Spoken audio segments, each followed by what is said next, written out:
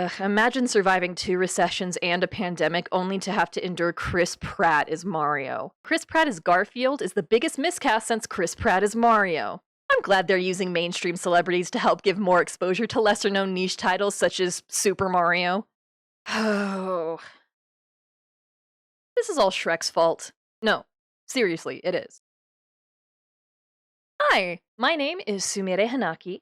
I'm a runaway forest princess who has a lot of opinions on things that aren't really important.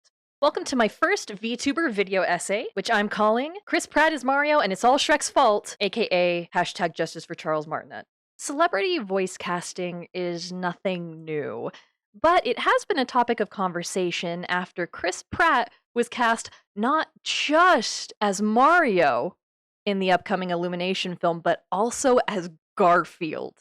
We are truly in the darkest timeline. So, how did this happen? Well, the film industry likes money. Okay, but there's a reason why studios like Illumination believe that casting big names in something like the Mario movie will sell more tickets. Which, hey, Illumination, real quick, come here, I want to tell you a secret. Literally everyone will see a Mario movie. Nintendo gave you the go-ahead to make it. Do you realize how impressive that is? They made one bad Mario movie back in 1993, and Nintendo said, no, never again. And they finally give the rights of one of their biggest IPs away, and you choose to cast Chris Pratt as Mario? When Charles Martinet is right there and saying that he will do Mario's voice until he dies? Illumination, have you no shame? Well, obviously you don't. You're the people who made Minions. And also the Onceler. No, stop that, we're not doing that. But how is this Shrek's fault? Well, let's start by looking at why Shrek exists. Disney was not doing the best in the 1980s. They spent most of the decade making live-action movies, like Popeye the Movie, Return to Oz, Isn't that a chicken in there with you? and a horror movie called The Watcher in the Woods. This is real. Look at it. Something happened in these woods. Something that has never been explained. And it's happening again. Disney was still making animated movies, sure, but they weren't seeing the amazing returns that they had experienced with their early films like Snow White or Pinocchio. 1989's The Little Mermaid was a really big hit, and it was priming Disney for the renaissance that was going to be coming for them in the 90s. Beauty and the Beast also pushed the studio even further and added bonus legitimacy to the studio by being the first animated film to win the Golden Globe for Best Motion Picture, musical or comedy, and to be nominated for Best Picture at the Oscars. The 90s were looking to be a much better decade for the House of Mouse. They just needed one more little push to get the ball rolling.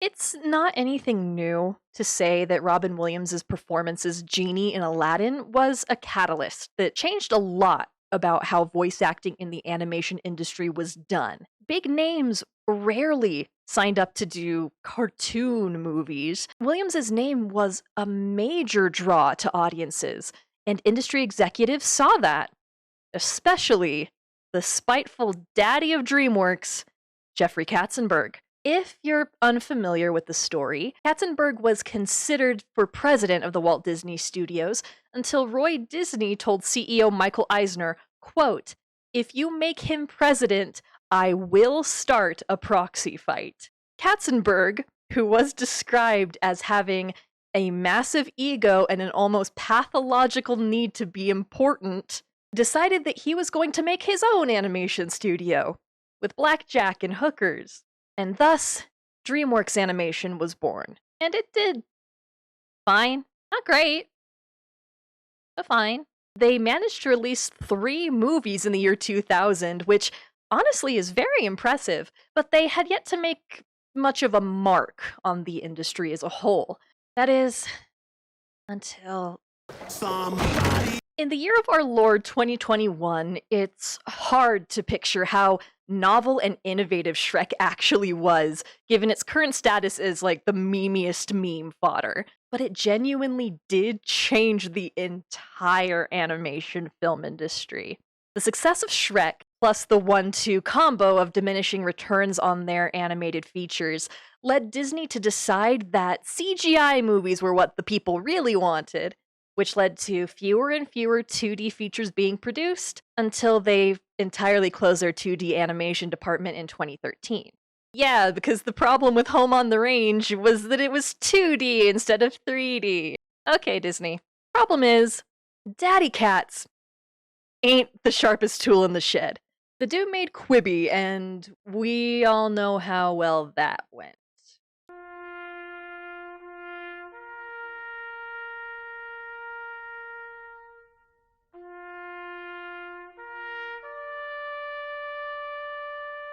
So, when trying to figure out why Shrek was so popular, Katzenberg, and a lot of other executives to be fair, decided that the success hinged on one thing: celebrities.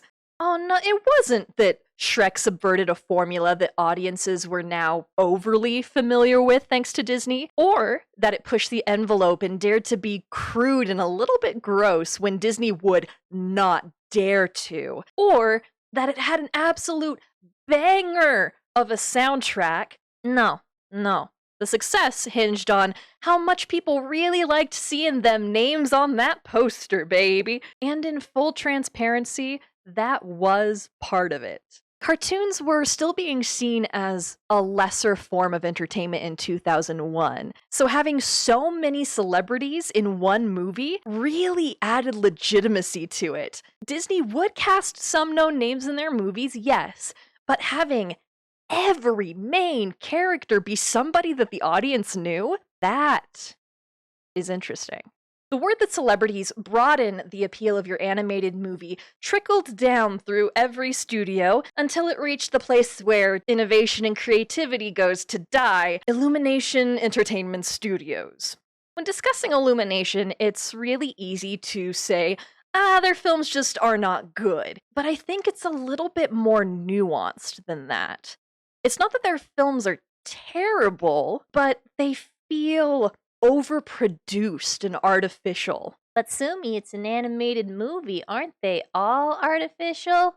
Well, yes, but what I mean is that they feel like they were made in a test tube to be the most profitable thing possible. They're just the right amount of bright and eye-catching for them kids, but are also oversaturated with voices that parents will know so that they have the highest possible chance to appeal to every person on the planet. Sometimes it kind of feels like a really smart AI made these movies and that it has never been touched by human hands.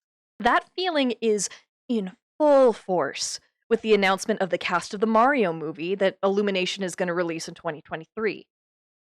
Or was it 2022? The cast seems okay. I can see Charlie Day as Luigi, and Jack Black as Bowser.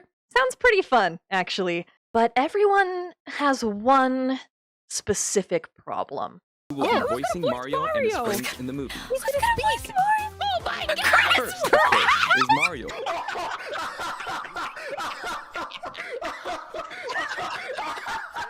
A lot in the You movie. fucking kidding Please look me? forward to Not like this. Not like this. who will be played by Pratt. He's so cool. I just want to know who did the market research that said people want Chris Pratt in animated movies specifically. It's not like he has a really iconic voice or anything. And yes, he was Emmett in the Lego movie, but the point of that character was that he is the everyest of every man. If he was a spice, he would be flour. If he were a book, he'd be 2 books. Can you imagine Chris Pratt saying, "It's a me, Mario"? No. Honestly, I don't even know if I want to. Imagining his voice coming out of Mario's mouth is actually a little bit disturbing to me. Ooh, child, things are gonna get easier. Ooh, child, things will get brighter. Then bring it down hard. Someday. The whole Chris Pratt situation feels like a culmination of years of using celebrities for clout for movies. And it's getting kind of apparent that general audiences are getting a little bit sick of it. I mean, Chris Pratt is right on the edge of approaching James Corden levels of general public hatred. And nobody wants that, probably. Even Disney, who were the ones that really started this by putting Robin Williams to the forefront of marketing in Aladdin, have backed off on celebrity casting. Yes, they do still cast celebrities, but they are really aware that the shine on that apple is long gone. They could have easily made a lot of Moana's promotion. This movie has The Rock. He's one of the biggest, if not the biggest movie star in the world. But instead, their promotion focused on how it was the first Disney princess movie since Brave, and also that it had songs written by Lin-Manuel Miranda. Because they know a new princess, music from the guy that made Hamilton, that is new and interesting. Even Sony Pictures Animation. You know, the people who released the affront to God and man that is the Emoji Movie upon us.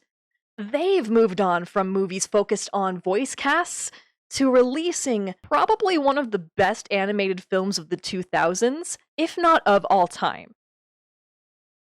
While the Emoji Movie hinged on the celebrities in its cast, they learned from that mistake and let Spider-Verse's true strength shine through. That animation! Look at this! I could watch it every day until I die! Obviously, there are still some known names in Spider-Verse, but they're not there just to be names on a poster. John Mulaney and Nicolas Cage are perfect as Spider-Pig and Spider-Man Noir, respectively. They were cast based on their ability to perform the role, not based on just their name. Then you have Illumination over here, who they've gone from promoting their movies based on the stories and the character designs to what cavalcade of celebrities they were able to shove into a voice booth for an afternoon. Look at the difference between these posters for Despicable Me and Sing. One shows you characters, the other shows you names.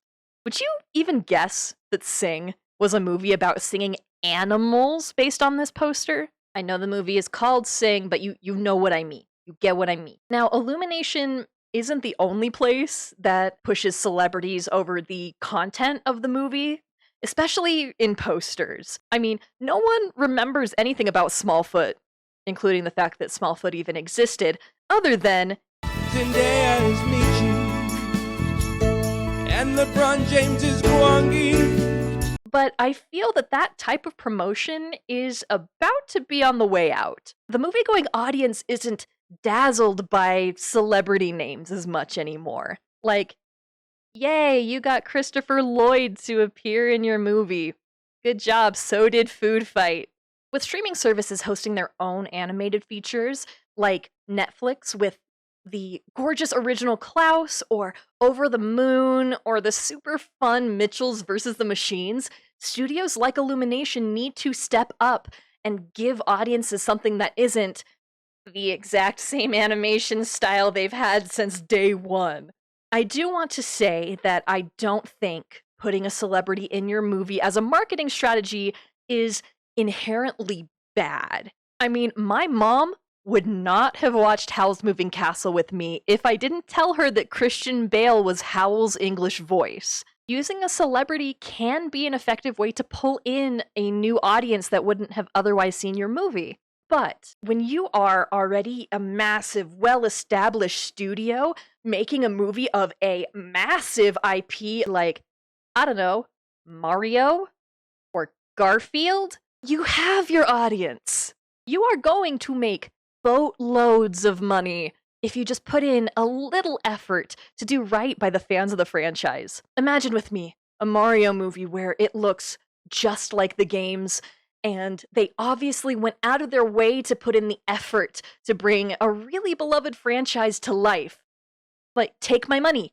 Take it right now. But if all a studio promotes in trailers and posters is how many recognizable names are in it, that tells me that the studio doesn't really care that much. They just want to shit out something as quickly as possible to make the quickest return on investment that they possibly can. And I think fans deserve better than that. Not even just franchise fans, the movie-going audience in general. With the innovations in animation over the past few years, I think audiences are getting wise to the fact that they deserve better than Scarlett Johansson being a singing pig just because she's Scarlett Johansson. And I know that the Mario movie, and the Garfield movie for that matter, is gonna make money no matter what. It is almost impossible that it won't. But I hope that if they are lackluster movies in the end, that it becomes a catalyst for audiences saying, do better, we are sick of this. If that's not the case, I think there's one way that we can right all of this. DreamWorks, release Shrek 5 and cast Charles Martinet in the leading role. Disney set these wheels in motion, but you're the one who sent the train off the tracks. You can make this right. If you want ideas, I'm waiting for your call. My phone number is... Thank you so much for watching my first VTuber video essay. If you liked this video, please subscribe because I hope to upload these on a semi-weekly basis. Also, hit like because it helps with the algorithm and also lets me know that I'm doing a good job. If you want more of my particular brand, I stream on Twitch on Sundays, Mondays, and Thursdays at Sumire Hanaki VT. I hope to see you again sometime soon. Say goodbye, Eddie.